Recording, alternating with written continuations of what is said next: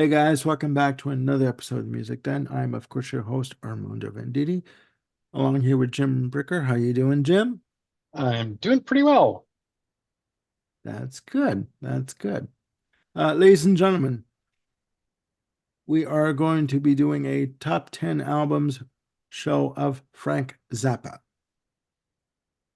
Yes, Frank Zappa. Now, I'm we glad I prepared myself for that one. I'd hate to have you say we were going to do top 10 of something I hadn't prepared for, like yeah, Casey and the yeah. Sunshine Band or Oh, something, oh no, Thank you. hell no. Hell no. Um, Ladies and gentlemen, Mr. Frank Zappa. What to say about Frank Zappa? Quite a bit, actually. Um, I've said on a couple occasions that he's basically a music genre unto himself. Okay. During his long career of recording, he has released 62 albums. Okay. Most of them have been posthumously. Uh, Unfortunately, Frank Zappa passed away December 4th, 1993 from cancer. Born Frank Vincent Zappa on December 21st, 1940 in Baltimore, Maryland. Basically, this is an individual that breathed in music. Music was his essence. Okay. His wife, Gail, has said that during his life, in terms of his recordings, he would have up to at least three or four at the most projects going at one time. Okay. So this is an artist that basically music was just a part of him. He could not live without it. And he crossed over genres. We're talking progressive rock, comedy rock, classical, Jazz fusion. jazz fusion. Yes, thank you. Whatever anything under the sun. And there were no limits. The rule with Frank Zappa was there were no rules. Okay. Yeah. So out of this vast catalog, Jim and I have chosen 10 albums each, and we are going to go through this list with you. Sit back, buckle yourself in, grab a joint, grab a coffee, grab a water, grab a drink, and away we go. All So right then. I will pass the virtual mic over to Jim, and he'll start us off with his number 10. All righty. My number 10 is his 24th album. So this comes towards the end of the 70s. This is the Mhm. album Studio Tan. Now, Studio Tan has an interesting story because it's basically an album that was extracted from another album that Frank was preparing to do. He was going to do an album that was called Leather, and it was like a 4 LP set, but just because of different legal wranglings that he had with record companies at the time, he shelved the whole thing. Uh, Studio Tan was eventually released by Warner Brothers, kind of against Frank's wishes, as I understand. Yeah. But it's out there, and it's out there. Um, this is one of those albums that probably falls somewhere between jazz fusion and progressive rock, and it's a 4 track album. Um, Side one is 21 minutes and 12 seconds of a song called The Adventures of Gregory Peccary. Now, this is absurdist, nuts, comedy, jazz fusion, progressive rock. It's something that everyone has to hear at least once in their life. It's just so over the top goofy. Um, I know that Frank did a piece in the very early 70s called Billy the Mountain, which in my research was kind of his take on, progressive rock epics that were popular at the time. Well, I think Gregory Peccary is kind of in that vein. I also find it kind of funny that the time on the track is 21:12. My guess is that that's not intentional, but I No. but I love the fact that it is there. Mhm. Um, I don't, it's very hard. Let's talk about a whole topic for like 90 minutes about something that's very hard to talk about. It's like you were saying, Frank is he's such a genre unto himself. And it's hard to talk about it unless someone else has heard it and they can go, oh yeah, I know what you mean by that, because it's hard to express into words how um, polyrhythmic everything is, how they constantly shift meters in and out of tunes. And the one thing about Frank as an arranger and a composer, when Mhm. he has his musicians playing with him on stage, his bands are tight, like James Brown 60s, early 70s, Very much tight. so. These Yeah. guys can change on a dime, whether it's keys, meters, whatever. The last tune on Studio Tan is called Redunzel. And to me, that is another one of Frank's, it's one of Frank's greatest works, I think. It's just, again, rhythmically dense, uh, and but it's not just music all over the place. There are spaces in there for some outstanding soloing, whether it's him on guitar, uh, keyboardist, lots of vibraphone going on in his repertoire. Mhm. Um, Studio Tan, um, just for me, is a great album that's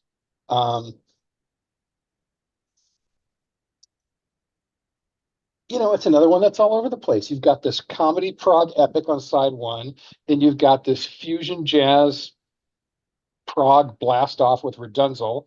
Mhm. Um, Yeah, very much so. let me take you to the beach is a tune that kind of has this mix of 60s teenage beach party and disco, but yet it sounds completely like Frank. Um, Mhm. the last track to mention is called Revised Music for Guitar and Low Budget Orchestra. And it's your typical twirling, meandering Frank Zappa tune where, um, who else composes like this? Who else arranges like this? It's Yeah. just, Yeah. um, it's an experience, but it's an experience I recommend, especially for Gregory Peccary. Just even if I never listen to it again, I am so satisfied and so happy that I did that one time, just all the way through. Okay. Well, that's That's my number 10, Studio Tan. that's a good choice. And that's one that's not on my list. So I think that between the two of us, we're going to be covering a good amount of albums here. I think Um, so. First of all, in terms of his musical output, he Frank Zappa found it very difficult for record companies to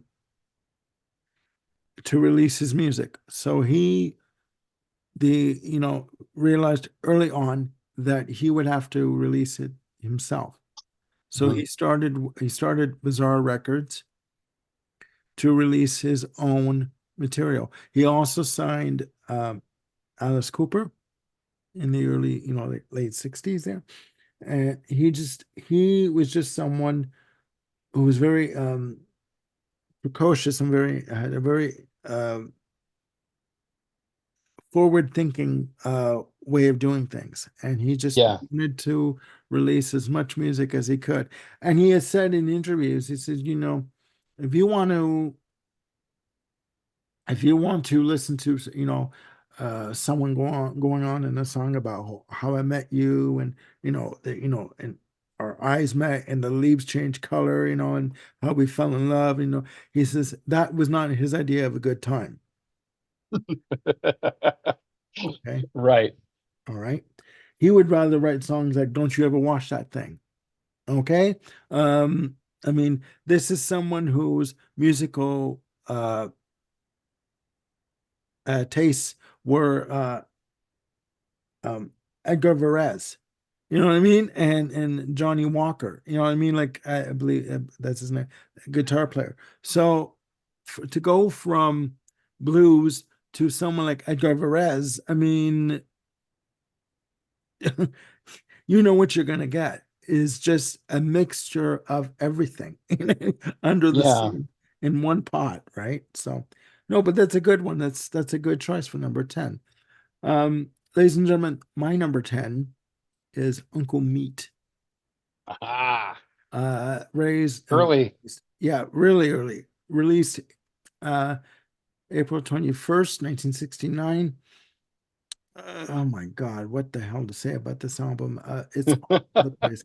It is all over the place. You have songs like Uncle Meat Main Theme, Nine Types of Industrial Pollution, Dog Breath in the Year of the Plague, Legend of the Golden Arches, the Dog Breath Variations, where Of course.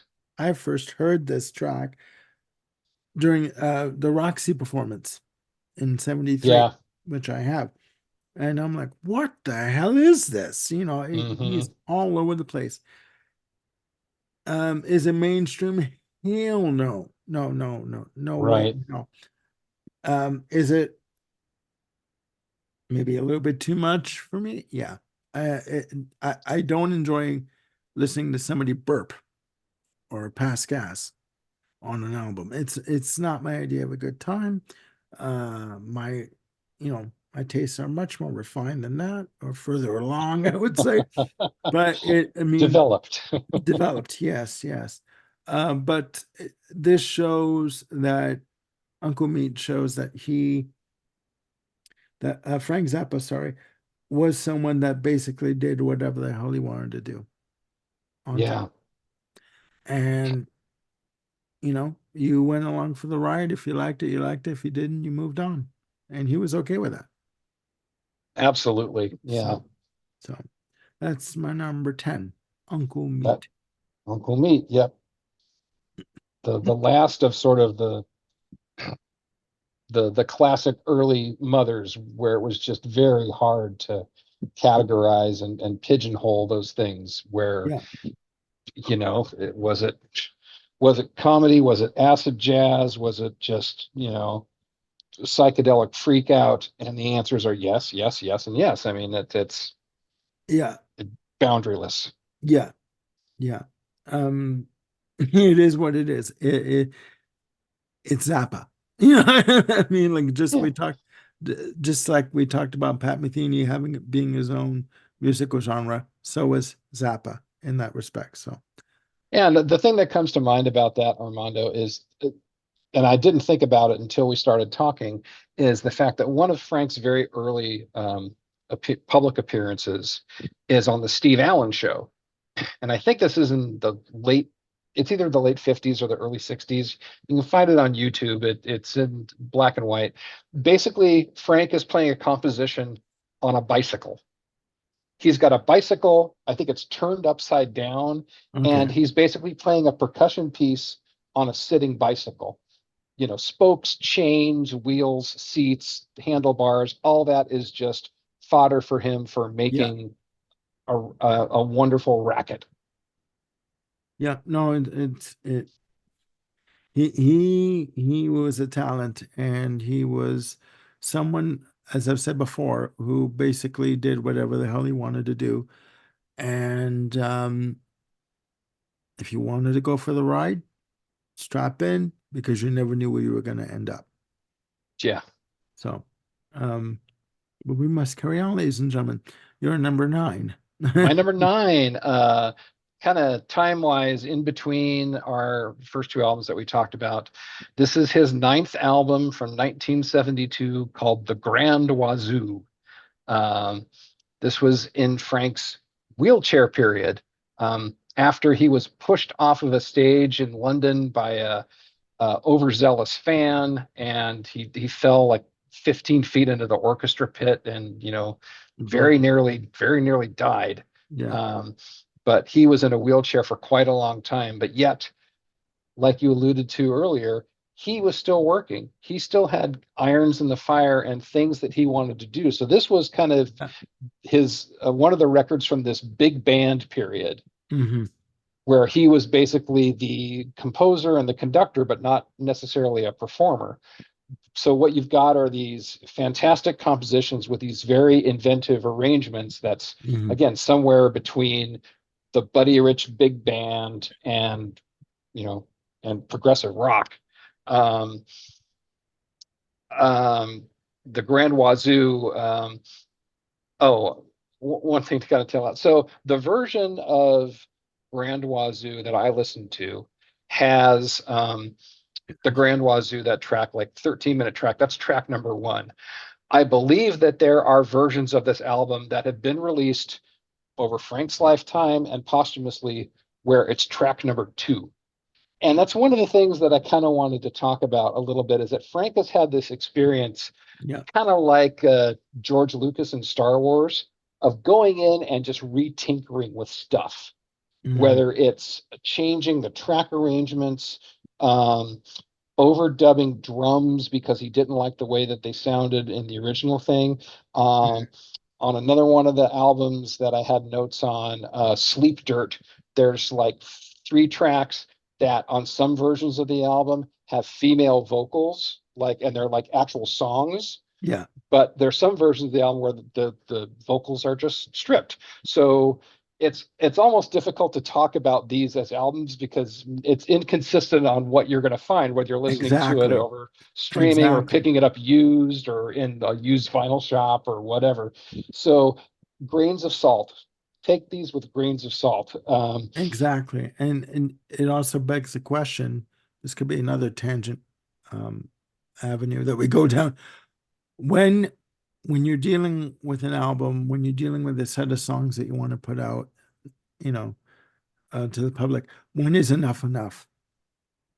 Do you know what I mean? In terms of Yeah, rearranging the tracks and taking, lowering, the bass on one or adding more percussion on another. How much, when is enough enough? How much is enough? Because yeah. eventually you have to, if you intend to release it, you have to stop and release it At some point, at some point, right? So I get that. exactly. I get Um, that. so just a couple specific call outs on this album. The Grand Wazoo, uh, big jamming, big band piece. Yeah. Sal Marquez has this amazing trumpet solo in there. That's just fantastic. Uh, the last tune, Blessed Relief, it's probably about as gentle as Frank Zappa gets. And it's just a nice, lilting, peaceful kind of tune. Still has some frankness in it in terms of da da da da da da da da da. I Mhm. mean, it's Yeah. so you can still hear Frank, even though it's not your typically all over the place Frank type of tune. Yeah. But yeah, Grand Wazoo, my number nine. It's a good choice. It's a good choice. My number eight, Eight. What sorry, about nine? nine. Mine, sorry, guys. There is tea in my cup, just tea. My number nine. Sure. Yes, yes. I don't tell you what it's spiked with, but no, it's not spiked. Um, my number nine is sorry for jumping the gun, is Chunga's Revenge, Ah, released October 23rd, 1970.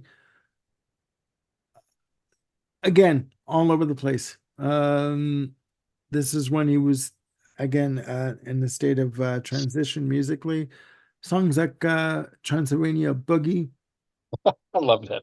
I love that fantastic, track. fantastic. Road Ladies, the instrumental 20s Small Cigars, the Nancy and Mary music, all these off the wall titles, right? And it's all over the place, Hmm. you know. I love Uh, side one of Chunga's Revenge. I, It's I really it's fun. just amazing. Again, nothing was off limits with Frank Zappa. So would you go all the way? Which is another good track, right? We won't go there. This is a family show, obviously. And the title track, right? Just Yeah. a great album, And again, when you put these lists together, something has to go at the bottom, right? And Yeah. that's just the way it is. So that is my number nine, not my number eight. I do apologize. Um, but I back over to you for your number eight. Yeah, number eight. So Chungo was for me like an A minus B plus. I love side one, but to me, the side two kind of fell off a little bit quality wise. But Yeah. yeah, it bubbled just under. I think my overall ranking of it was about 13 or so. Um, Everything that I put in my list, is like A minus or higher. Yeah. Um, so my next one, number eight, is I'll call it the cousin of Grand Wazoo, and it's Waka Jawaka, also from 1972, also from Frank's Wheelchair period. Mhm. Um, Not sure what else to say about this that really hasn't been spoken about with Grand Wazoo. Similar band configuration, similar Yeah. style. Um, there's a box set that came out pretty recently. I think I it's have it. what's it called? A Waka Wazoo? Waka Wazoo. Yeah. Waka Wazoo, which is kind of like it's these two albums plus all the studio takes and different variations and versions. That's Mhm. you know that that's really really fun stuff. Again, big band, jazz fusion, prog rock. Yes, it's all of those. Frank as conductor and composer as opposed to player. Um, yeah, really, really solid album. These are both really, really fun, and they kind of take whatever conceptions you might have had as Frank as just some musical, like a guitar wanker or just some guy who's like overly prurient or overly political, and just kind of turns it on its head to say like, yeah, this guy is an actual musician and can actually put together some really fine compositions. Exactly. And what a lot of people don't know is he he would sit down and write no music notation by hand. If they were on a plane somewhere or on a bus, he would sit there at a table with with plain sheet music, sheet paper, and just start writing musical notation for the band. And someone would ask him like, "What are you doing?" "Oh, this is just something, a new arrangement I've come up with uh for the band, right? We're just gonna work on this when we get to the next city." And somebody did ask him like, "Where did you learn to write music notation?" "Oh, I just went to the library and got a book on it." It sounds like What? Frank. Yeah. So, I mean, that is who this is when I say like someone who lives and breathes music, that it is an inherent part of him, much like Prince. I mean, same thing, right? Both these artists lived and breathed and ate and just embodied music, you Yeah. know, on a daily basis. So, no, that's a good choice. That's a good choice. My number eight, ladies and gentlemen, as we must carry on, is Joe's Garage, Acts 1, 2, and 3. Uh-huh. Uh, Released September 17th, 2 days before my birthday. And also November 19th, 1979. A concept album, conceptual album, big surprise, right? About this individual who wants to become a rock star and starts a band and goes on tour and contracts all these diseases, sexually transmitted, of course. Why would you Yeah. not expect anything less from Zappa? I mean, a little side note, at the very end of the Roxy performances, like at the end of the movie, this groupie's on stage and he's hugging her and they're kissing and and he looks to the camera as they fade out. And his look is saying to his wife, Gail, go to the pharmacy. I'm going to come home with something. You know what I mean? Like, seriously. I mean, that's it. And in interviews, he has said that he has come home off tour and told his wife, "Go to the pharmacy. I caught something. Go get some antibiotics. I caught something on the road." And he has said, "My wife doesn't like the fact that I screw around, but you know what? I do it. I don't care. I do what I want." Yeah, certainly I would not look to Frank as the model of how I would want to conduct my relationships, but You know what I mean? Like, yeah. but literally, when he looks at the camera, when they fade out after the Roxy show, he's like, "Gail, you know, I'm gonna, I'm gonna be catching something, so go to the Here we doctor." go again. You Yeah. know what I mean? It's like it's gonna happen. But Joe's Garage, acts one, two, and three. Um, the central character that you hear throughout this album is called the central scrutinizer, and he's Yes. basically uh obviously it's Zappa altering his voice, digitizing his voice. Basically, he is the individual's how would you put that? He's a narrator of the story, but he's also the person's conscience about, what is going on in his life, what he's doing, what he's not doing, what he should be doing. Mhm. Um, Kind of the omniscient narrator. yes, yes, exactly. Songs of note on the album. I've got the album on vinyl. Little side note, there was one time I went to a store here in Edmonton. I bought all of Jean-Luc Ponty's Atlantic releases for like 9.99 each. And the the owner of the store said, "Oh, are you into Zappa?" Because Ponty worked with Zappa in the early 70s. He says, "I have a copy of Joe's Garage on vinyl. Do you want it?" So I walked out with a stack of vinyl like this, right? With Joe's Garage on top of all of the Jean-Luc Ponty albums. Um, Catholic Girls is one is one of the tracks on here. Crew Slut. Let's call it a spade, okay? Yeah.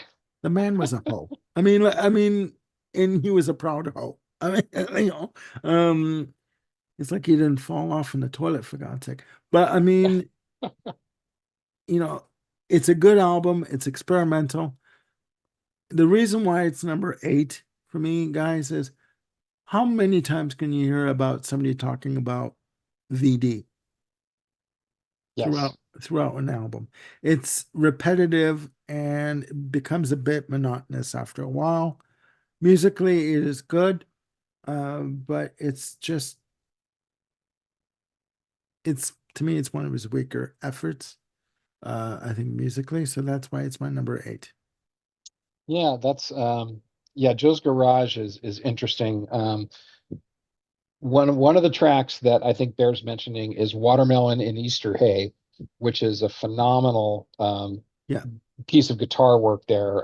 Probably one of the highlights of Frank's career yeah, of just how he lays out that whole melody and the soloing over that. Um, I I love and I'm disappointed with the concept of the central scrutinizer because it kind of gets into this thing where Frank is in this kind of big brother mode. yeah, And, again, he's the narrator, he's talking about, Joe's fights against, imaginary things in his head. And I think there's a part of there where it talks about government control and influence. yeah, And I kind of thought that that angle, the kind of like big brotherish 1984 control thing was going to be more of a part of the narrative of the of the narrative. Yeah, storyline. but it's not. Yeah, yeah, No, it just keeps getting, trapped into fembots and wet t-shirts. So, it's that's just where Frank decided to leave that story. yeah, And and okay. protruding nipples. I mean, it's like, oh my God. I mean, like, I'm sorry, and we all know you like to indulge, but there's got to be more to it than that. I'm sorry, but so yeah, Yeah. that's my number 8. Joe's Garage Acts 1, 2, and 3. Shall I move on? Please do. All right. Number 7. Yes. My number 7 is his 55th album, which kind of surprised that I had something this late in his career Okay. ranked so high. But this is the double album, The Best Band You Never Heard in Your Life. Um, This was recorded during his 1988 tour, which also yielded the albums Broadway the Hard Way Hmm. and Make a Jazz Noise Here. Um, and then there was the posthumous release, which was like the final US concert. I think that's what it was called. Um, Hmm. but I really adore this album. Sometimes, when he gets into the salacious topics, when he gets prurient, when he gets, political, I just kind of roll my eyes and say, okay, Frank, and makes me think of the other albums, Shut Up and Play Your Guitar. Yeah. But um, but I just really love this album, mostly because um, two key reasons. The band again is super, super tight. Again, like James Brown tight, where these guys could just pivot on the head of a pin. Yeah. Um, Amazing. And I love this album for all the different cover versions on there. I mean, the album starts out with a reggae version of Ring of Fire, Johnny Cash's Ring of Fire. Oh my God. And, Okay. throughout the course of the album, you hear Led Zeppelin tunes, Tony Bennett, Ravel's Bolero, um, Staying Alive. Um, you got Hendrix Cream, Oh my God. Okay. little bits of the Bonanza and Godfather themes. Hmm. Um, you're listening to a tune and all of a sudden there's a bit of Louie Louie that was thrown in there. Um, Hmm. and plus there's a ton of other older Zappa tunes. I mean, I think there's a good 4 or 5 tunes from One Size Fits All on this release. Um, and it's just fantastic playing. And Frank is still in really great form, and his solos. Um, Makes me think of Spinal Tap. His solos are his trademark. Um, and that's just the thing about Frank is that I read something where he said, whenever I'm approaching, sorry, this was a YouTube thing that I saw an interview, and he said, whenever I go into a solo section, it's kind of like uncharted territory. I'm paraphrasing here, where he Hmm. basically says it's a wide open field, and I'm just gonna play what I feel in that moment and what that piece of music calls for in that moment. Yeah. So it's not just some rote thing that gets replayed night after night after night. It's Greenfield every night where he's stepping into that piece and it just blossoms and go from there, and I really respect that. So that's very much kind of that free form jazz element um, Yeah. going throughout. I mean, one thing that people, and I'm probably going to get blasted for this in the comments, but go right ahead. What a lot of people don't seem to remember is that Frank Zappa was a hell of a guitar player. Like, Yeah. oh my God. I'm like just amazing, amazing. Hmm. George Duke, of the new Mothers of Invention 2, Mark II, called him the best blues player that he ever played behind, right? And you were talking about, how they were so tight and, like in terms of musically tight. They would rehearse, sorry, like they would rehearse for like 6 hours when they would rehearse. And so they knew their parts, they knew how to change, they knew how to sort of adapt and Hmm. modulate here and there, and just amazing, amazing. So Right. yeah, I just think that that should be mentioned more often than the fact that I he was such a fantastic, innovative guitar player. You know, Exactly. And another thing in his live shows, not only were they well rehearsed, not only were they tight, but they could improvise as well. He could, you know, call an audible, or he could just have a set list that's, completely different, and they could have tunes that just start, you know, going in different directions, and the band all knew what to do and where to go because they were so well rehearsed. yeah, Again, it wasn't a photocopy. Every night wasn't like the night before, no, but the band was so well rehearsed and so tight that they knew, okay, if Frank was going to start to play this, we're going to veer. in this Into direction. So it's very yeah, much like yeah, a one mind way yeah. of So operating. they rehearsed a set of songs, but I would say anywhere from like 20 to 30 songs they would rehearse. And but from any given night, from one night to the next, you never knew what the set list was going to be because he wanted to keep it fresh and keep it going and keep the momentum pushing forward kind of thing. Yeah. And they love that about him. Hmm. You never heard I've never heard a bad thing about him in terms of the musical output, in terms of the rehearsing. Um, but yeah, no, I mean, I think that's the mark of a good artist, you know, is to just keep yourself always thinking, always pushing forward. So, yeah. Absolutely. My number seven, ladies and gentlemen, is One Size Fits All, which is a lie yet again. Um, Released June 25th, 1975. This was the follow-up to his two releases of Overnight Sensation and Apostrophe, uh, featuring the tracks Inca Roads, featuring George Duke on lead vocals. Inca Roads, the first time I heard Inca Roads was during the Roxy movie.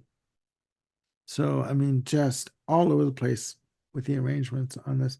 Um, Can't Afford No Shoes is another good track. Again, there was always comedy in his lyrical content, right? Sofa Number One is another one. Pajama People. I love pajama people. Okay. Uh Florentine Pogan, whatever the hell a Pogan is. Yeah. Uh, Evelyn is another good track. A Modified Dog, San Bernardino, you know what I mean? Sofa Number Two and Andy. Again, musically, Inca Roads, one of the most complex arrangements that I ever heard in a composition of for the Mothers of Invention. And um, George Duke has said that that one track was one of the most difficult to learn. They did it, but Hmm. it was just like by the skin of their teeth, right? And you know what? They did it. And I do believe that Zappa had a lot of respect for his musicians. He was not sexist at all. He did not think that women do not belong in bands. He would, you had Ruth Underwood, who basically adored him in terms of his musical compositions. And she has gone on record as saying that he opened her up to a whole new world, a whole new possibilities of what you could do with music, Hmm. that you were not restricted or constricted to doing a certain form of music. And she just idolized him, you know. Um, but in terms of compositions, I think, and that's not to bring down the rest of his catalog, but I do think that when you look at the breadth of his catalog and the scope of it, I think that overnight, overnight sensation and apostrophe were considered to be his two um, peaks in terms of the mothers of invention. In terms of that, of the band he had. George Duke, you had Tom Fowler, Bruce Fowler, Ruth Underwood, Chester Thompson. Chester Thompson later on. You had on you had Ralph Humphrey on drums Yes. and Chester Thompson later on. It's like just amazing. Ian Yeah. Underwood, just like all over the place, right? And they loved it, Um, just a Napoleon Brock, right? Just like crazy. But Yeah, that band 73, 74 just has a very special place in my heart. I think that's his strongest band musically. like unbloody real. And the only way I can describe that band in those albums, two words: organized chaos. Yeah, but Chaos, let me challenge you a little bit on that. Go Armando? for it. Because chaos to me, um, even though you say it's organized, it still sounds like it's completely like unfettered, like there's no form or structure to it. No, And no, no. Yeah. Okay. Okay. I get what you're saying. yeah, organized chaos. I mean, it's chaotic, I guess, in where things go. And I talked with it earlier about shifting tempos Yeah. and um, different things like that. So that can sort of feel chaotic. And I said this to you off camera, but I'll say it now. After doing a lot of listening and preparing for the show and making my list, I had to Mhm. like put the Zappa aside and say, okay, I'm going to listen to Brian Eno's ambient stuff for a while. I just need to Exactly. Exactly. Yeah. chill out, just because there's so much, you know, polyrhythmic wildness going on Yeah. Yeah. with this band. I get where you're coming from. I understand the spirit of chaos, Yeah. but it's so meticulously put together, and the bands are just so tight, and they're so able to pull it off. In the hands of an untrained musician or a You, secondhand composer, they could never pull off something like the Black Page. But yet, in the hands of Zappa as a composer and Terry Bozzio as a performer, they're able to pull that off. And that's where you've got, triple meters inside of triple meters, within a tune, within a bar of music. mhm. Again, as I've said on the channel, I don't understand music technically, and I can't really talk about it You're doing a good job so informatively. I far. I fake it because I've heard people say these terms. I say, okay, I think this is what's being talked about, Yeah. Yeah. but I lack the solid oomph to sort of say with conviction that this is exactly what's going on. It's Yeah, I have organized chaos, but I would put more emphasis on the organized part. Yeah. No, no, no. When I say chaos, I mean it's all over the map, Hmm. right? Musically, it's all over the map. The arrangements are tight. That's the organized part. Everything is tight. Everything is in the pocket, let's say, musically, right? Everyone is hitting it, on all cylinders. But the arrangements themselves, it's like, you've got vibraphone, you've got guitar, solos going off, you've got, like keyboards and going off and stuff. It's all mixed together. That's where the chaos comes in because you never know what's going to happen next. And then he'll top it That's off with true. ending a song with a burp. Do you know what I mean? In terms of like, like he'll put in effect in that way. So that's what I mean when I say organized chaos. The band is tight. I will say, again, the Mothers of Invention 74, 73, 74, and into 75 to an extent. Amazing, Yeah. amazing, top notch, right? And the fact is, they let Zappa steer the ship Hmm. because they liked where he was taking them. Do you know what I mean? Uh, Yeah. Even if they didn't understand it, they trusted him enough that, okay, this is what he wants to do. I'm going to go with it. You know what I mean? So, Hmm. maybe organized chaos. Well, no, that is the right term for me to use because, I mean, again, tight musically, tight arrangements, but again, you never knew where it was going to go. It was all over the place, Right. right? So that was my number seven. Okay. On to number six. Yes. Um, my number six is his ninth album from 1970, Burnt Weenie Sandwich, which is named after a snack that Frank liked to eat. A burnt weenie on a sandwich.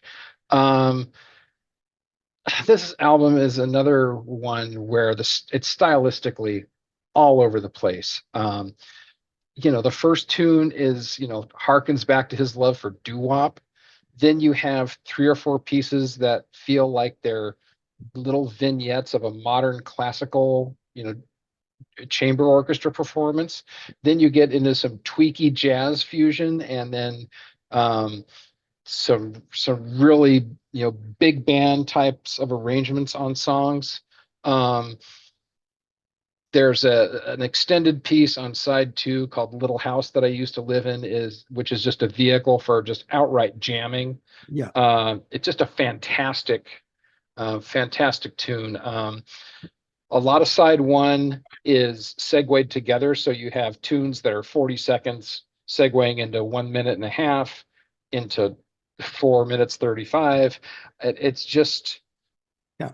it's an adventure in terms of, you just never know what you're going to get next. And again, the levels of performance and the creativity and the eclecticism of the album all kind of works together, and puts it up there for me.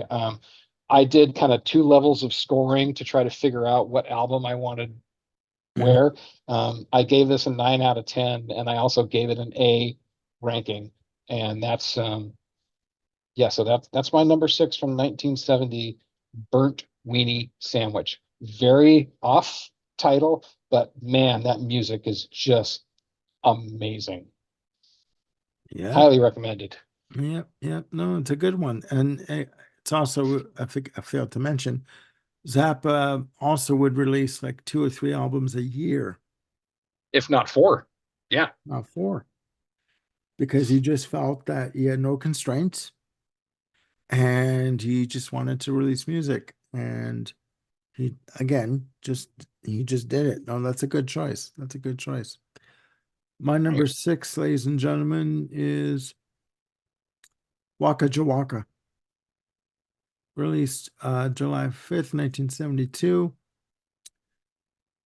As Jim mentioned, this was his jazz fusion period, mostly instrumental, fantastic album. This was going to be my number one. Mm. But I brought, and upon thinking about it, it's like it's good. I mean, you have the lead off track, Big Swifty, that takes up all of side one, 17 minutes and change. In my notes here, I have, big band swing, frenetic intro, great guitar tone. You have the track Your Mouth. And also the next track, it just might be a one-shot deal. And then the title track, Waka Jawaka, which is like almost 12 minutes. And the reason why it's number six is for songs like Your Mouth. I'm sorry. Hmm. It just brings it down for me. I thought that, because we talked about this before, there's, you know, albums, if not but for that one track, it would be a perfect album, right? This Hmm. is one of them. I love Big Swifty. I love the big band. I love the instrumental sections. I love the fact that he's willing to go off, in different sections. And this was when he started to bring together the new Mothers of Invention, well, Mothers of Invention Mark II, with, he's got George Duke on this album, but he also has on drums Ainsley Dunbar, Yep. who worked with Journey, session musician, extraordinaire. Um, and Waka Jawaka, the title track, I think is another fantastic piece of work, for its experimentation. The fact that he's not afraid to go off and do these, experimental pieces. I just think it's great. Yeah. And if you can get the Waka Wazoo box set, please do. 49.99 at a store near you, on Amazon.ca. Um, I think it's a great album, but it is my number six for those reasons I just said. Yep. I think it's worth calling out, Armando, the fact that over the last, um, 8, 10 years or so, the Zappa estate has done a phenomenal job of these posthumous releases where they're, collecting things from that period. The Waka Jawaka set is, an example where they've taken the Waka Wazoo set. They're taking the material from those two album sessions and releasing a real high quality set, larger release of Roxy and Elsewhere. Um, they've done like show a whole box set based on shows from around Erie, Pennsylvania. They've done, Frank Zappa in New York box sets. There's and one of my personal favorites, which kind of ties to my number five, is Hot Rats. Um, the Hot Rats Sessions box is one of my absolute favorites, and Hot Rats is my number five pick. It's just absolutely fantastic album. Uh, to me, this is probably the best album to hear Frank just jamming in context. He's got albums like, Shut Up and Play Your Guitar, or just the album called Guitar, which are excerpts of him soloing during certain songs and whatnot. But Hot Rats is where you just hear him in these basically hot jam sessions, with other musicians. Willie the Pimp, which also has some great vocals from Captain Beefheart on it. Mm-hmm. Is this great blues tune. Sugarcane Harris has some awesome violin work on that, as he does on the Gumbo Variations, which is a 17-minute track on side two. Again, awesome bass groove driven tune, where you get Frank sort of stating the theme, and then you've got solos. It's just basically a whole track of just soloing over this great groove that they've got going on. Yeah. Son of Mr. Green Jeans, one of Frank's probably more memorable melodies. But again, it's just kind of sets the table for more hot jamming that they're going to do. Mm-hmm. Um, and then lastly, the track that starts off the whole album, Peaches and Regalia, which is probably one of Frank's most well-known tunes. It's got everything you want in Frank, but it condenses it into like this less than 4 minute format. It's creative in its composition. It's got all kinds of um, studio trickery, if you will, where Mm-hmm. he's recording things at like half the speed, but in the playback, it plays in the normal speed. Just lots of overdubbing and splicing that he's doing, and these great performances and solos throughout the track. Mm-hmm. Yeah, Hot Rats from 1969 is a solid number five. And also, again, I'd recommend the Hot Rats Sessions, which it's available on streaming services, but You can get it for like $159 on Amazon.ca. yep. Yeah. Um, I have a question for you. Talk to me. Uh, I'm about to. Okay. You mentioned, and I should say you did freeze at one point, so it's the internet connection, but you're back, so we're good. Yeah. Uh, You froze too, and I thought you were just listening intently. no, no, no, yeah, we both froze, so I can fix that in editing, ladies and gentlemen. Okay. Um, that's the beauty of editing video. Splice. Okay. My question to you is, you were talking about before you froze there. Mhm. Um, you mentioned about the Zappa estate releasing Yes. these box sets and these reissues and these live albums. And my question is to you, do you believe that they are releasing them at a respectable pace, or are they really I'll tell you why I'm asking the question. Do you believe that they're releasing them at a respectable pace, or are they releasing too much too soon?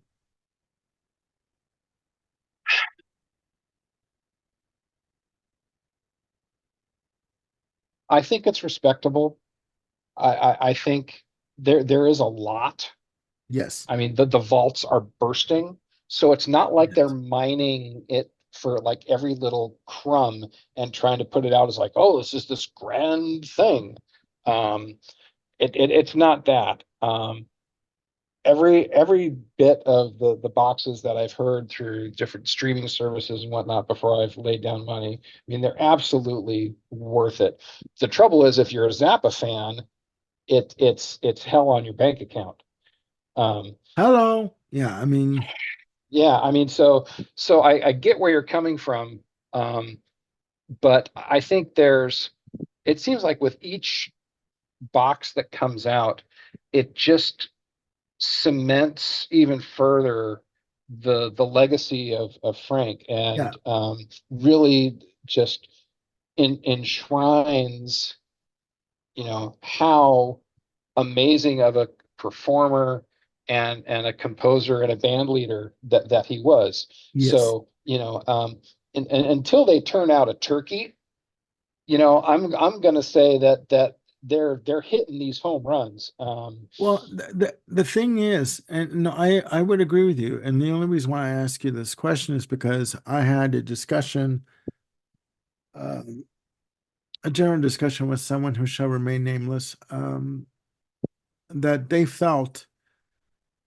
that these box sets were coming out, or these collections were coming out too rapidly, too quickly, one Mhm. after the other. And my comment was, buy it if you want to buy it. If you don't want to buy it, don't buy it. Right. They are still made available for in terms of distribution. They're not sort of limited editions where, i.e., the Just Rotel sets, where if you buy them when they first come out, you get them for a respectable price, 62.99, 70.99. Whereas when they're discontinued, you have to go and get them for like 150 or like 300, $450, which I Right. will not do. I have a mortgage to pay for. I am not doing that. But I agree with you. I believe that they're coming out at a respectable rate or pace. And if you want to buy them, you buy them. If you don't want to, there's something for everybody in terms of his musical era. You know what I mean? Yep. If you want to get something from the 70s, from like early 70s, Waka Wazoo. If you want to get something of a live nature from like the,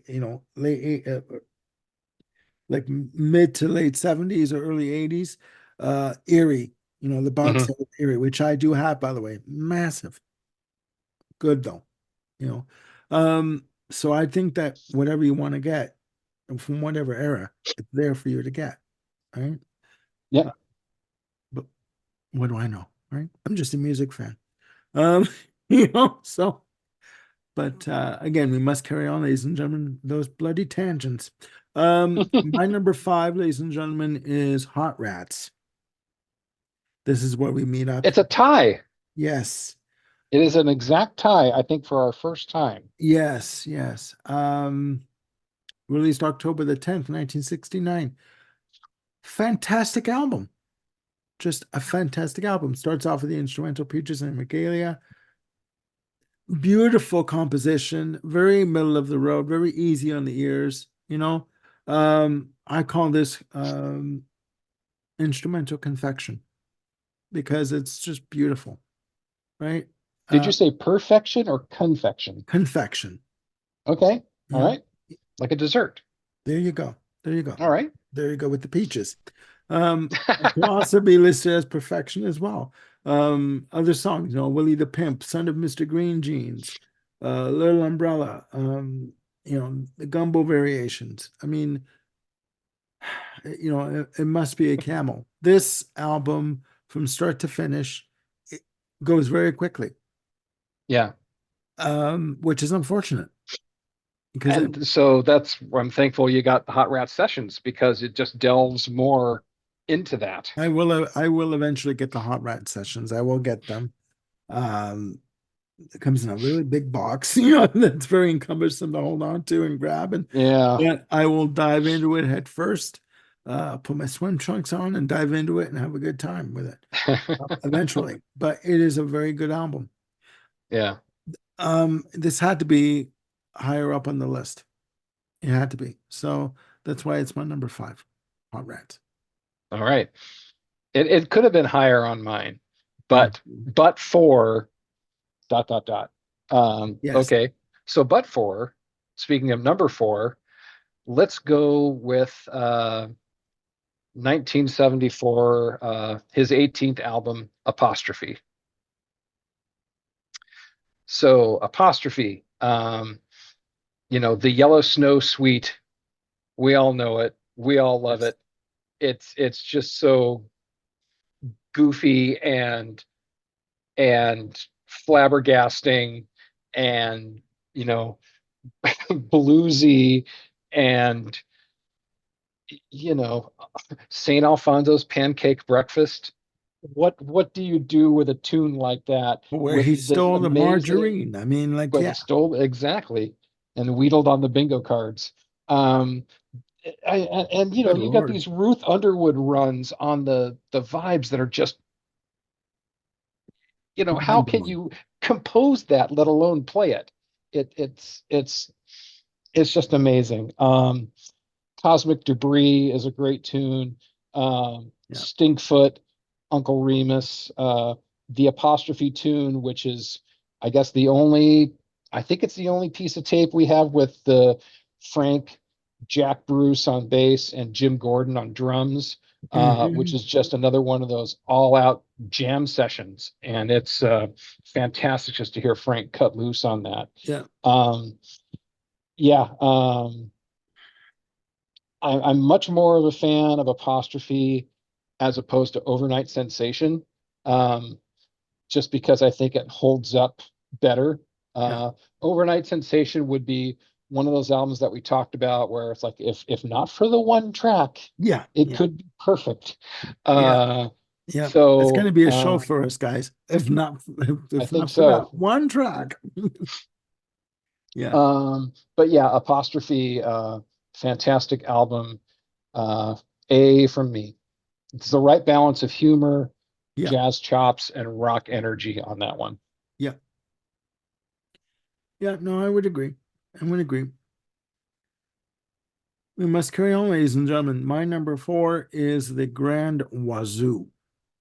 Okay. And don't ask me what a Grand Wazoo is. I do not even want to venture to guess what that would be. Um, Released November 27th, 1972. Same year he released Waka Jawaka. Um, to me, this is pure experimentation. You know, um, again, jazz fusion. It's Zappa. You know, when anything defies description, It's Zappa. it's Zappa. You know what I mean? And it is what it is. Do you know what I mean? I'm sorry. Yeah. You have the title track for Calvin Cletus, Auritus Auritus. Like, hello, come on. I mean, like all these, you know, um, Eat That Question, which probably is my least favorite on the album. Um, and Blessed Relief. I mean, it's a good album. Again, I love the fact that he's going off on these experimentations and do these instrumentals and just mixing it all up and in a way that defies description. It's Zappa, Hmm. Yeah, you know. absolutely. Um, and that's why it's my number four. It was going to be higher, but not quite. You know what I Not mean? quite. Not quite. So, Curious of what you have up there, sir. it's a respectable show here, Jim. Okay, I mean, it's like you got to be careful here. Um, Find out. yeah, it's my number four. On to your number Okay. three. My number three, from 1974, his 19th album. It's one that we've referred to before, Roxy and Elsewhere. Um, Yes. Now, I'm just going to get this out of the way. You could have put the musical equivalent of dog droppings on Ah, sides 1, 3, and 4. okay. But and it's not. Yeah. It's not. 1, 3, and 4 are great. But side 2 is the most mind-blowing side of music that I think I've ever heard. Um, Three tracks, um, Village of the Sun, which is a pretty standard for Frank, Mhm. tune about growing up in Palmdale where there's a bunch of turkey farms. Um, and the second track is called Echidna's Arf of You, in parentheses, um, which is an instrumental. That is another one of those tunes where it just, you're constantly challenged to find the one. Yeah. It shifts time so often, Mhm. and with the the rhythm being carried, or sorry, the rhythm's being carried by the bass and the drums, but the melody being carried by the guitar, the vibes, the trombone, and the sax. And it's just, again, it's all over the place and it's shifting meters constantly. And then it starts shifting tempos. Um, George Duke is a monster on this tune, as Oh, well as the bloody next hell. one, Yeah. as well as the next one, which is, you mentioned it before. Don't you ever wash that thing? It's the segues, and they're doing this all live. I mean, yes, there are pieces that are spliced together, but when you listen to um, the Roxy Performances box set, you hear them play this stuff straight through. And it's mind blowing to think that there is a band out there that can just pull this stuff off because, it's very complex, it's rhythmically challenging, it's harmonically challenging. Mhm. There's spaces where you've got everyone doing these, interlocking, percussion runs, and yet they'll stop, and then it'll be time for a keyboard solo where it's just typical ride cymbal on four, and they're going for it, and it's just this funky break, and then it'll get back into this you know complex thing whenever Frank gives them the cue. And it's Mhm. just, again, sides one, three, and four could be dog droppings, and side two alone, on the strength of these three songs and just the mind blowing composition and Yeah. performances, would put this um, at my number three. I mean, it is my favorite side of Zappa music. It's one of my favorite sides, period, of any album. Mhm. Um, Absolutely phenomenal. Roxy and Elsewhere. Um, again, by the band that we've talked about as, I think we're both saying it's one of his greatest live bands because they were Definitely. so good. Definitely. Definitely. And ladies and gentlemen, there's also the Roxy Performances 7 disc box set that you can get for like $70. I have it somewhere in the den. And And yeah, again, that's another good testament to the fine work that the Zappa Trust is doing with uh, yeah, with yeah. UMG music to keep his stuff out Going. there. Yeah. Yeah, definitely. Definitely. No, it's a good choice. It's a good choice. I'm quite happy with it myself. Thank you. It should be. It should be. Pat yourself on the back. Um, Ow, ow. there you go. There you go. My number three, ladies and gentlemen, is Apostrophe, Okay. released March 22nd, 1974.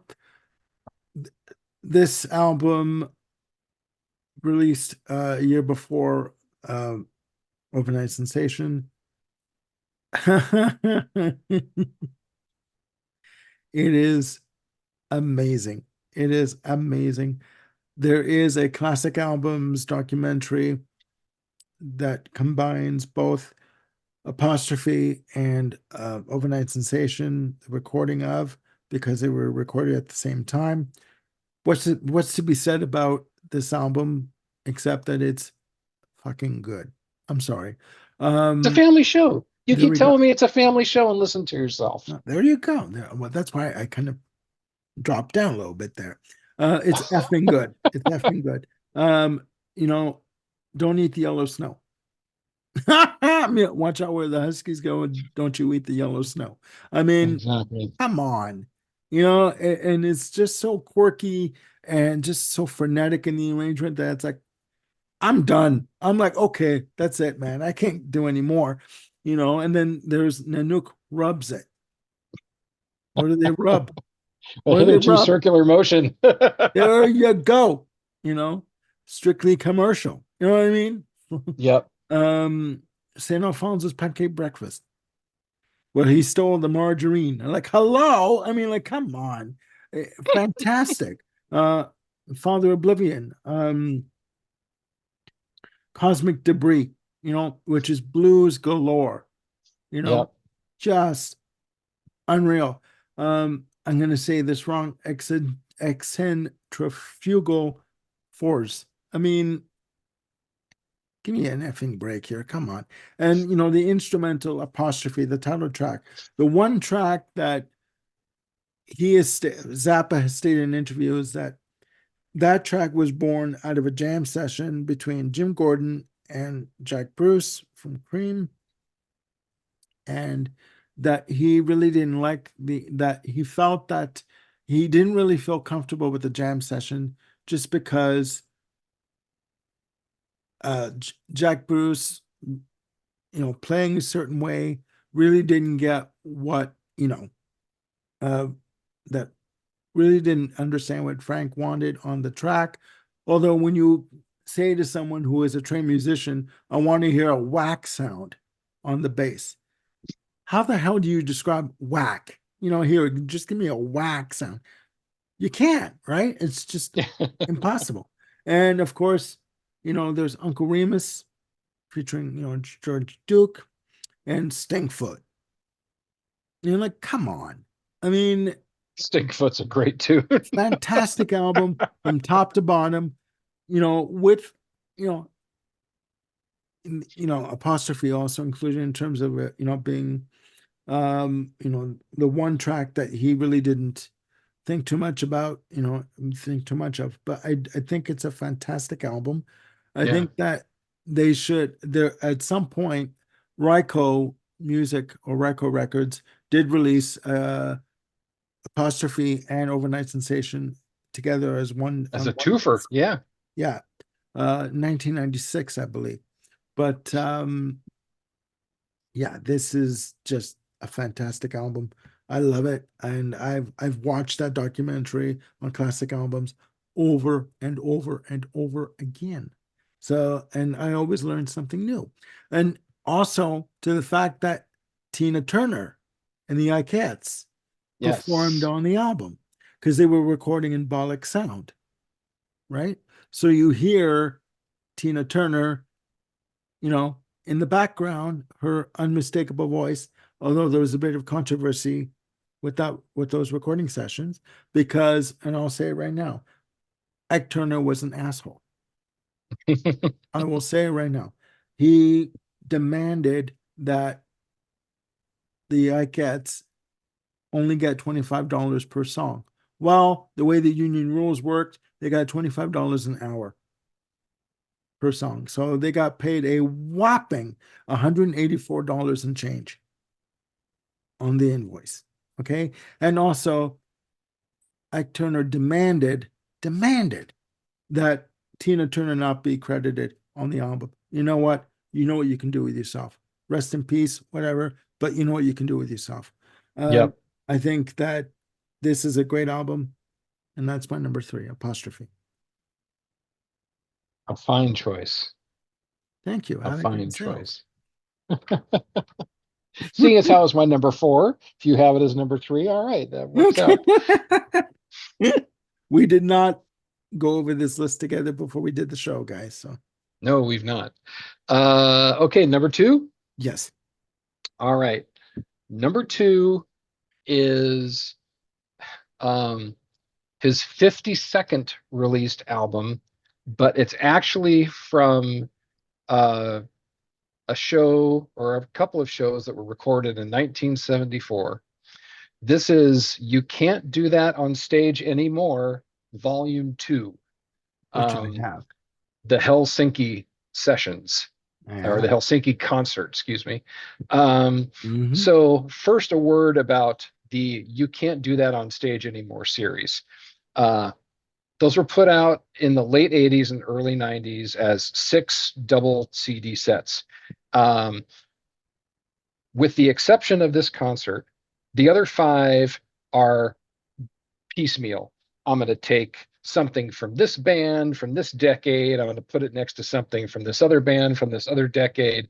And it's very much kind of the, you know, box of chocolate sampler of what Zappa just felt like putting on an album. There's no cohesion to it. Um, Whereas the Helsinki concert, which is volume 2 of You Can't Do That on Stage Yeah. Anymore, Yeah. is taken. It's the only one of the series that's taken from the same band, you know, over 2 nights. So we'll just call it the same show, even though it's really not. Um, Hmm.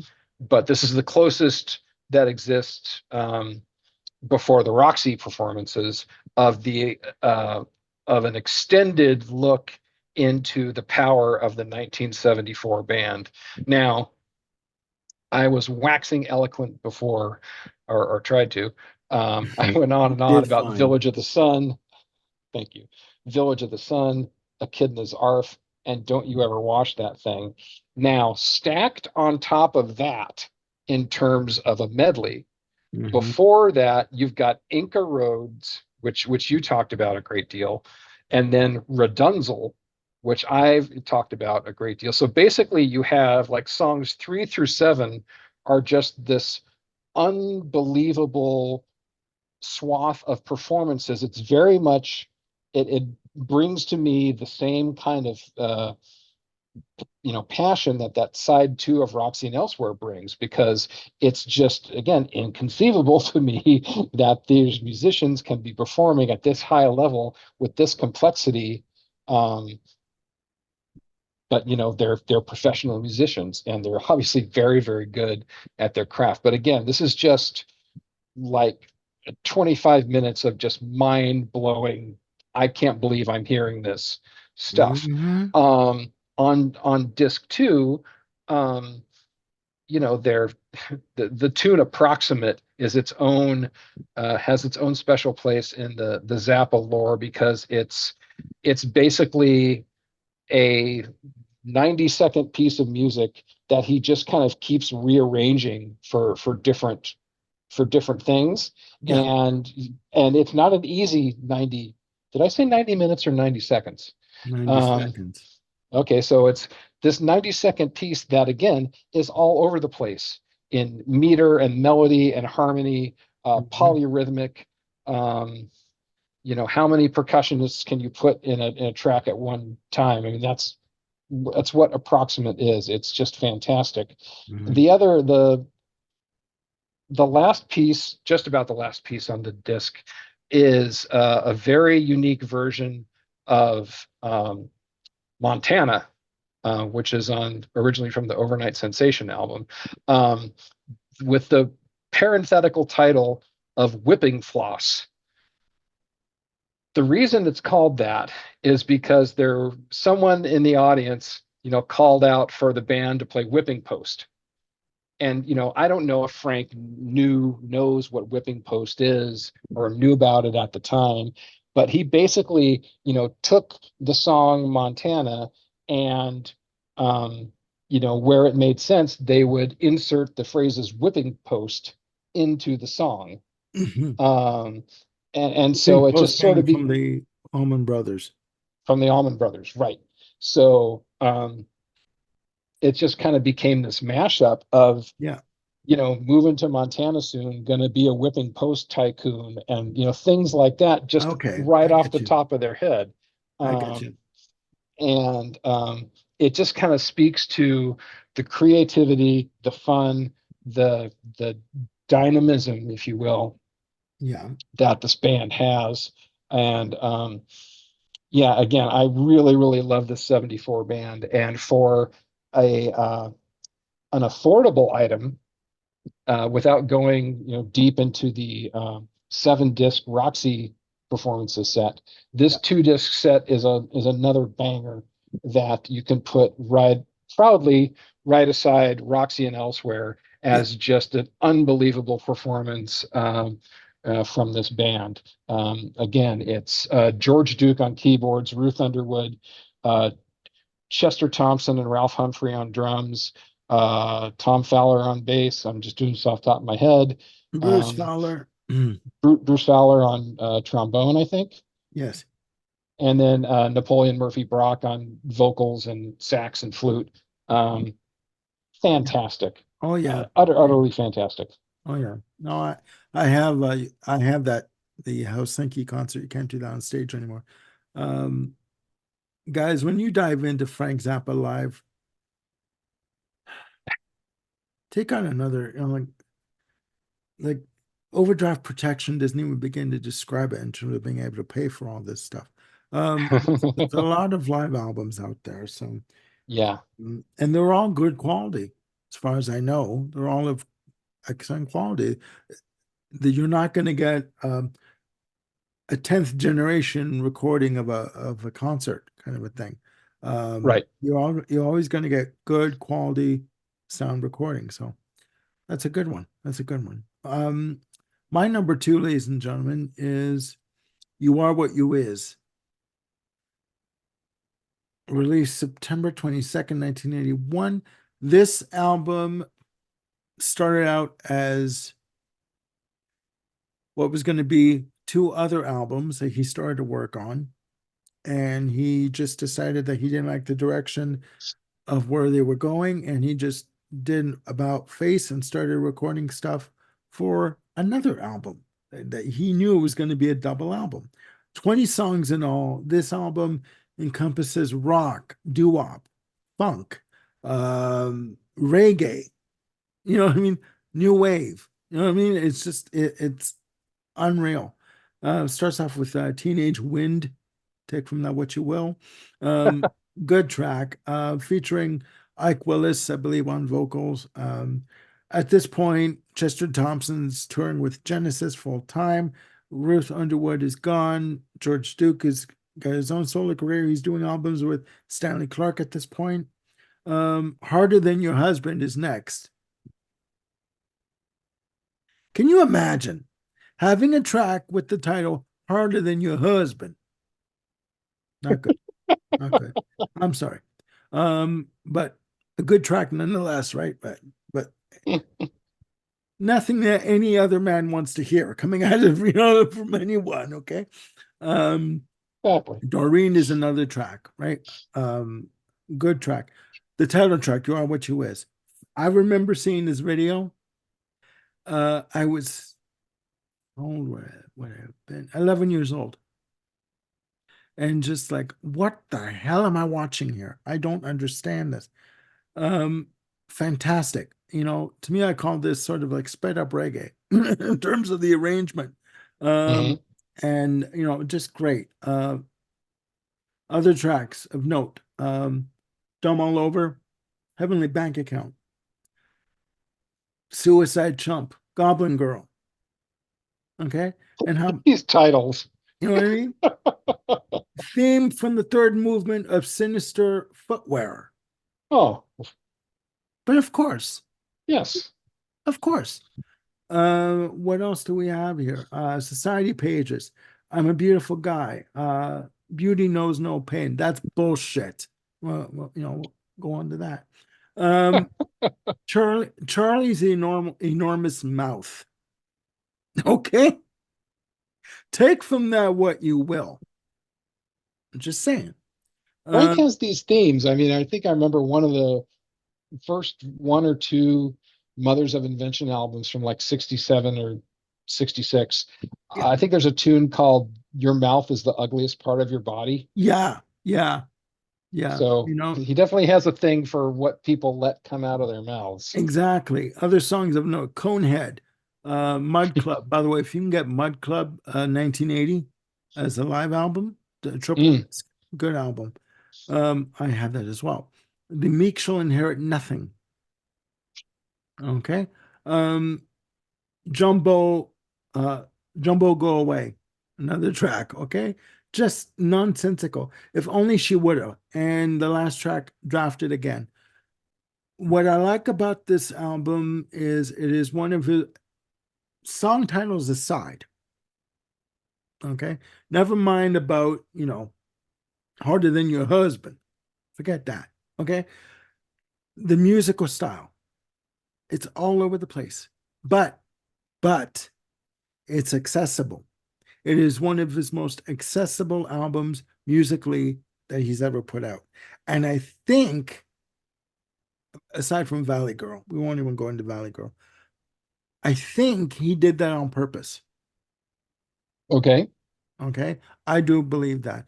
Um, I mean, I think he was just having fun with this album, It you know. sounds like it. Yeah. And again, I mean, whatever band that he had going, whatever musicians that were playing with him, they were willing and or more than willing to let Frank take the lead and say, okay, we're going to talk about, how hard can you get kind of thing, harder than your husband. We're going to go off and talk about footwear. We're going to go off and do what it didn't matter. They had Right. complete trust and faith in what he wanted to do, and they went with it.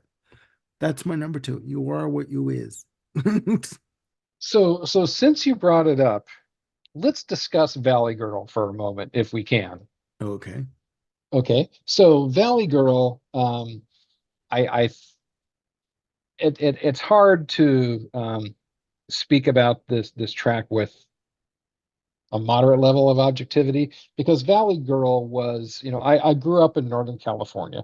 I was in high school when Valley Girl came out. Now, I did not grow up in the area where all the vowels are that they're kind of the subject of the song, and Ventura and Okay. all that.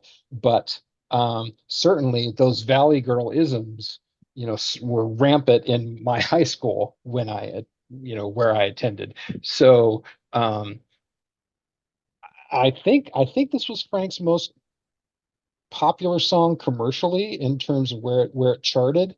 And Yeah. I was doing some reading on it. Basically, he wanted to do a song with his daughter, and I guess Moon Unit, the daughter, was talking about, all these, valley girls in the area. And I guess she and Frank were, said, okay, this ought to be the topic of the song that we do. And Frank had already had this jam that he had developed with just the bass player and the drummer, and it's just this monster funk in straight 4/4 Yeah. that's really just driven by like an overdriven bass. And I guess Frank's guitar is mixed way down in there In the because he mix. really Yeah. wants to highlight, the vocals, which is the highlight of the song. It sort of makes the whole thing. Yeah. Yeah. Um, but there are folks out there who say it's like that's some of Frank's finest, most aggressive guitar playing that's there, and it's just way low. But again, he's doing that in service to what the song is. And you know, I guess I got tired of it, a little bit in the high Yeah. school era because I heard it all the time. But Mhm. listening to it over the last couple of years, that track is a monster. It is so much fun. Okay. And just the goofy lyrics on top of this just barely chained up jam that these three guys have going on. Yeah. And it's like I said, the most of the song is in just basic four. I think the outro sort of gets into 7/8 area, but it's you know it probably was a hit for a reason because people Yeah. could snap their Yeah. fingers to it. You could Yeah. dance to No, it, kind of he thing. he he went for a hit. He wanted a hit, and um the idea for the song was um the reason why he did it with his daughter was she left Moon Unit left a note under the door to his recording studio saying, "Remember me, I'm your daughter," because he's always working in the studio. So he read the note and he's like, "Oh shit, I'm neglecting her." Like, we need to spend some time together. So they came up with this idea for the song. It's not one that I go back to myself um, Uh-huh. at all. I would stay more in the more experimental area Hmm. of Well, I was Zappa. going to ask you, is it because it's too simple? I th I think so. I think so. Okay. Maybe it's too straightforward, too mainstream. Um, When's the last time you listened to it? um, about a month ago, I think. So, are Okay. you recommending I listen to it again? I would, yeah, Yeah, because again, it's to if you just take kind of the preconceptions that you have on it and set it aside, it's like, okay, it's a simple song, it's his most commercial, therefore it can't be as good as some of the experimental stuff like on, Grand Wazoo or, yeah, whatnot. But the fact of the matter is it's a whole different wheelhouse for Frank, but he completely owns it. I mean, it's such a driving yeah. tune. It's No, it's a really fun listen. I'll check it out again. I'll check it out again. Your If recommendation. I had a bass and if I knew how to play bass, that's a track I would really want to learn because it's such Cool. a fun, fun piece of music. That's cool. That's cool. That's good. We have arrived, ladies and gentlemen, at our number one selection. So, Jim, what is your number one Frank Zappa album? Well, if you've been paying careful attention, you'll notice that my number three album was from the 1974 band. You'll notice that my number two album was from the 1974 band. Yes. So I think it's not too large of a leap to say that my number one album would also be from the 1974 band. This is, um, to me, it is a perfect album. Doesn't matter what genre, doesn't matter what artist. It's one size fits all, which I see that you had down Number as number six, seven, Kevin. but I have as number one. Um, why do I put it there? Um, it's perfect. It's got all of the, I think for me, it has all of the experimentalism, um, musical weirdness, or musical chaos, as you Mm. call it, and just really amazing playing. It just very, very condensed and but very, very accessible. Hmm. Hmm. Now this and there's probably an emotional component to me for this album too, because I didn't know a lot about Frank Zappa, but I'd heard a lot about him, and a lot of I heard about him was, things talking about, why does it hurt when I pee, and tracks off of Zappa in New York, and I won't go into those song titles, but I talked to this guy who was a Zappa fan. I said, okay, can you recommend to me a Zappa album that is what you think is his best, but does away with all the prurient, salacious stuff? I just want to hear the guy jam. I just want to hear him play. And he said, this is the album for you. He thought about it for about 5 seconds and said, one size fits all. This is the album for you. And, you, you've talked a lot about it before. Inca Roads is just this amazing, Hmm. it's I'll put it in a prog rock jazz category. Um, um, Pajama People is this, you know, crazy blues tune about people who wander around in, jammy onesies with the feet in them, and they've got the little, trap door back around them. Um, Hmm. you know, Those are Flo- convenient.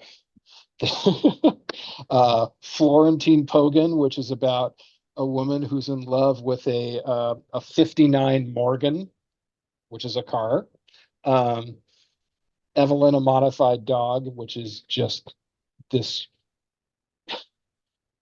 It sounds like, Liberace playing a barroom piano. Mhm. Um, With his San brother George Bernardino, on the side.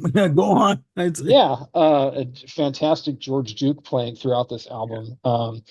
Yeah, everyone on this album. Again, I'm just gonna make sure I got the credits right here. So again, Frank, George Duke, Napoleon Murphy Brock, Ruth Underwood, Chester Thompson, Tom Fowler on bass. Um, Captain Beefheart plays harmonica Yeah. on one track. Johnny Guitar Watson does vocals. James Yeoman does bass on a track. But yeah, this is the band.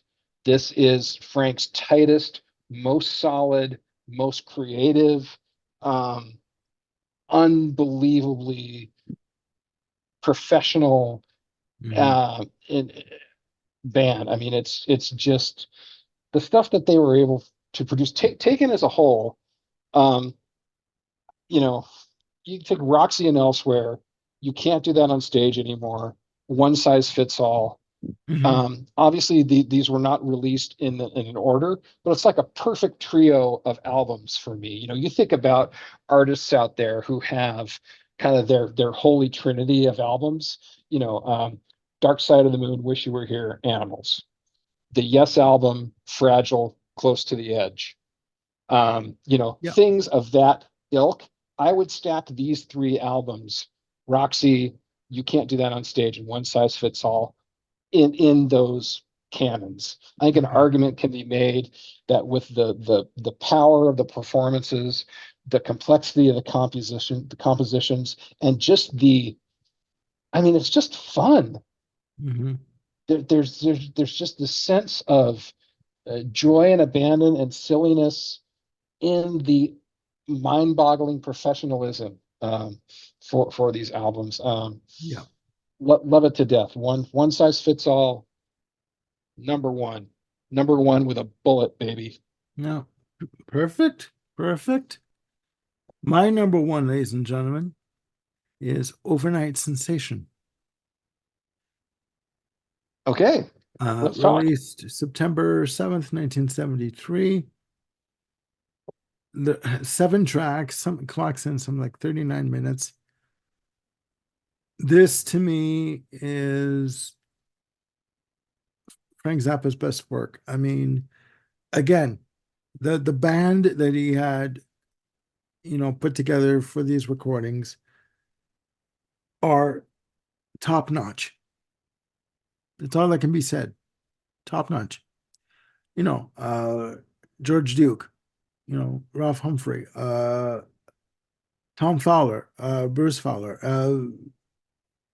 Jean-Luc Ponty on violin. Although he would leave shortly after this because there was a dispute about not getting paid what he was owed by Zappa at some point.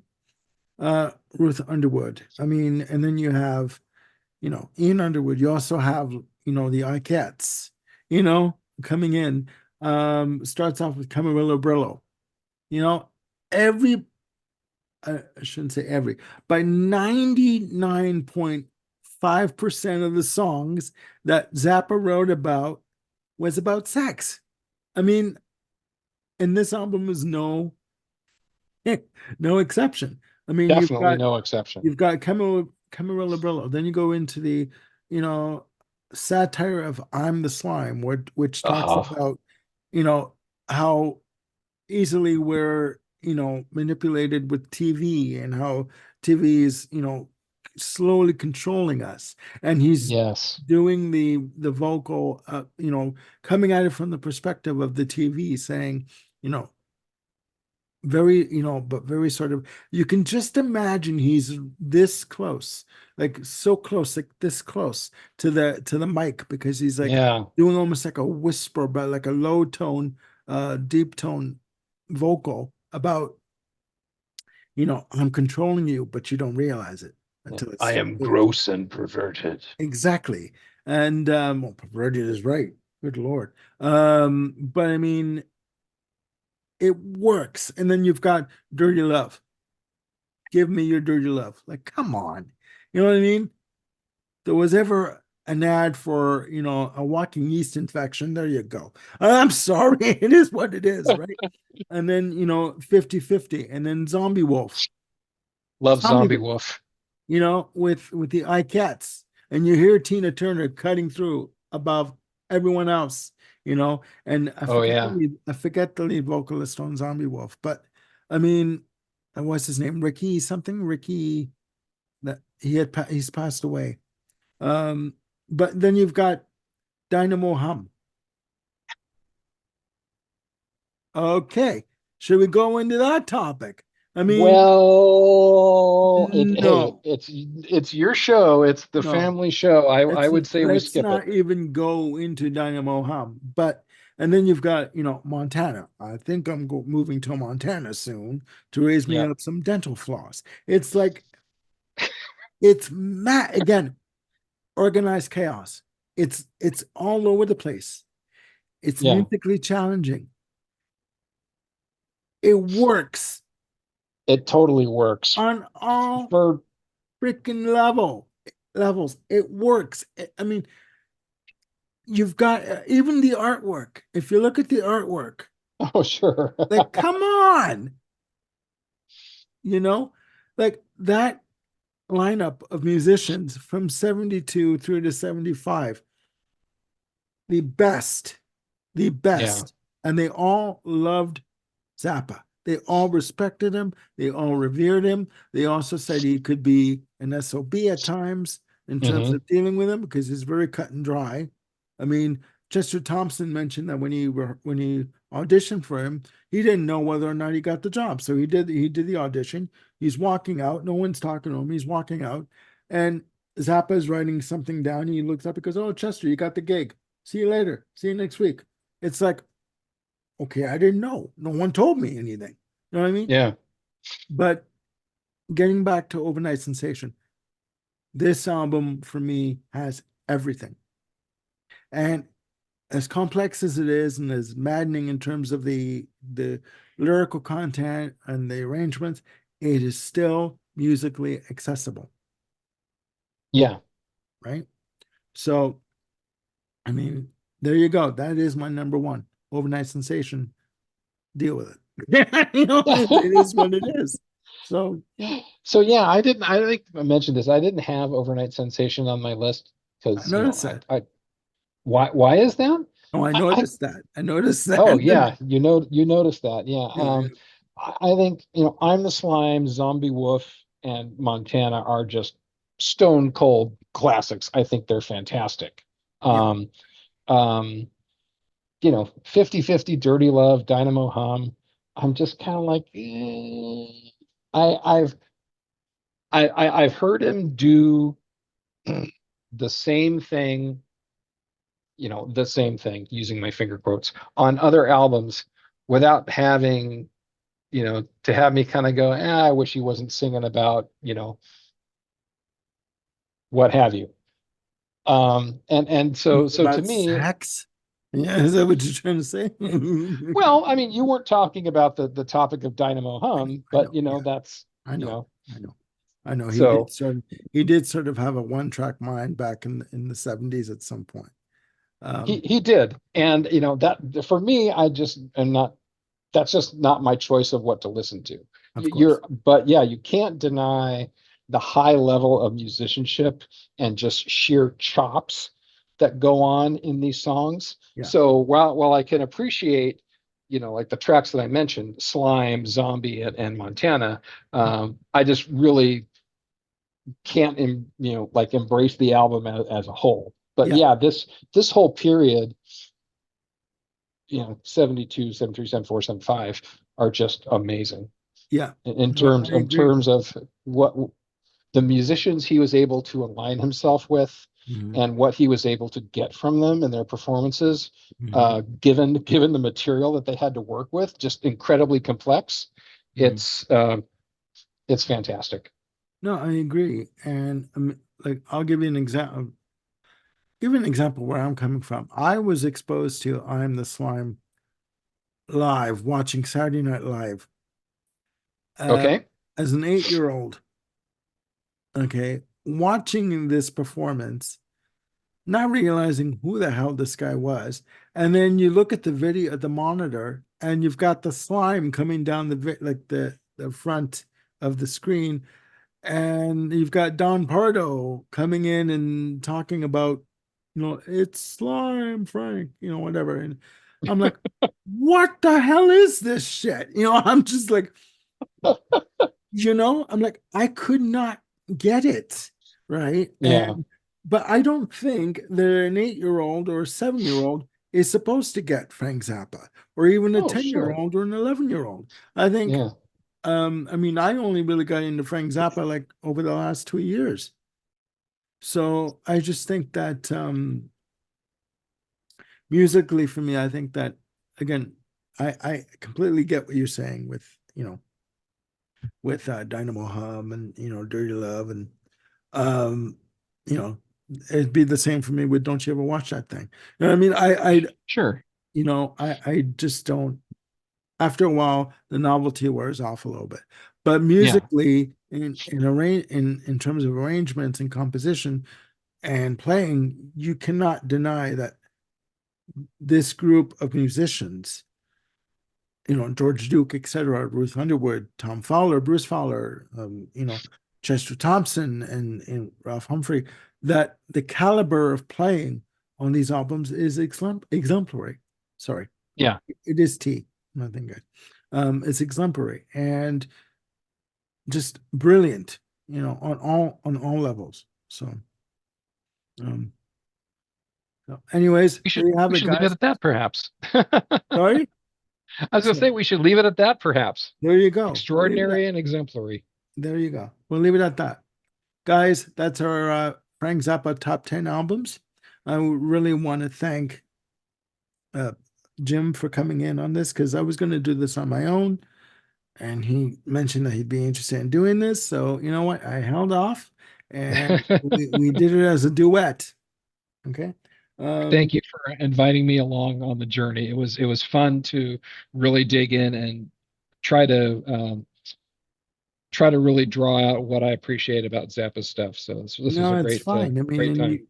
it's fine. And you taught me some stuff too. I mean, that's the good thing about music. You never stop learning, right? Sure. Um, And I always have fun with you doing these shows. So I mean, you always seem to take it to another level, when we do these shows. You and Bill Schuster. When we do shows together, it's just like out there. I mean, we just go off. But It's a guys, conversation. It's two guys who are passionate about music trying to articulate why they're passionate about it. the thing is, we go off on these tangents, but these tangents have a reason and a meaning, Hmm. significance. So it's not like we're going off on, you know, talking about, Martians or something or anything like that. Um, so, ladies and gentlemen, please, I hope you enjoyed this show. Please put down in the comments below your favorite Zappa albums. Maybe it could be albums that we haven't discussed. We're talking, ladies and gentlemen, 62 recorded pieces of work While he was alive. while he was alive. Okay. I think the list is up to now like 140 if you count all the posthumous stuff. Exactly. I mean, we've barely scratched the surface of what he's done. Okay. Again, this is a musician who basically music was the essence of who he was. Okay. Uh, and again, there are no wrong answers, just opinions. So please put down in the comments what your favorite Zappa albums are. Maybe, for the few of you who have not heard of Zappa, maybe you've discovered a new artist and maybe new albums that you want to dive into. Again, no right or wrong answers, just opinion, and there's nothing wrong with opinions. So, again, I want to thank Jim Bricker for joining me on this episode. We are Thank you. going to be coming back with another episode very soon. Would you like to talk about that? I can barely remember what day it is, let alone what episode we're going to talk about next, Armando. So We are thank you go- for the softball, but I There you defer to go. I you. will, okay, I will say it. We will be tackling the Genesis live albums. Oh yeah. We're going to be talking about that. That's coming up on June 17th. And Oh no, sorry, June 11th, we're doing that. Okay. Guys, this is Tape Live, so there you go. We're doing that on June 11th, the Genesis live albums. There's 6 albums to talk about, and I've been listening to the albums again, and I'm enjoying this. And for me, there's a surprise in that listing of albums from Genesis. Oh, I'll say it. There is Genesis live at the Rainbow, October 20th, 1973. Okay. The infamous Rainbow performance, including Supper's Ready. yes. So, ladies and gentlemen, please stay tuned for that. I love working with Jim. I think that he brings a lot of passion and excitement to the channel, as does Bill Schuster. And hopefully he won't get bored of me just yet, and he'll continue with me for a while. So again, I want to thank Jim for being on the show. Please look after yourselves and one another, and click like and subscribe. And once again, hit the notification bell to keep yourselves on top of any new content they've got coming up. There are more videos coming your way, so please stay tuned for that. Have a good night. And again, look after yourselves and one another. Bye for now.